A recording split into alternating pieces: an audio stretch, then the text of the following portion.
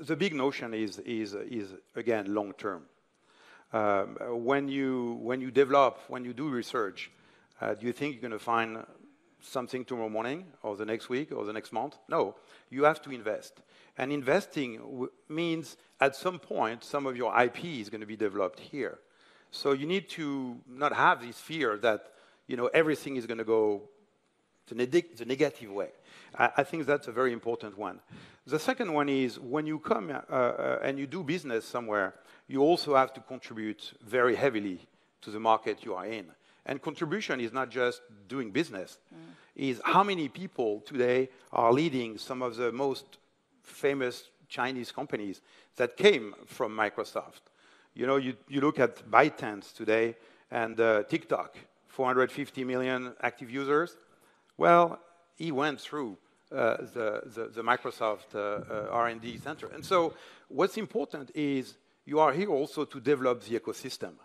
17,000 partners that we've been nurturing for years to bring some of our technology, but also competitive technology to market together. And so long-term view, ecosystem, and also making sure, and I rebound on Jim's point, on the education piece. Right. Everything we do every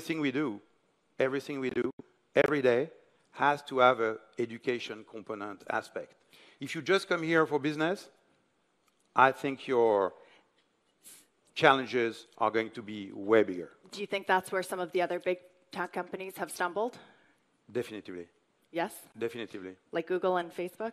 Like Google and Facebook. So they haven't been prepared to invest enough in, especially on the education part or the long-term research and development part. And they also need to understand that some ways of doing business are slightly different or different. When you say slightly different, are there points where you have to compromise? You brought up search and IP, and Steve Ballmer said earlier this month that 90% of Chinese enterprises use Windows, 1% pay for it. The thing is very simple.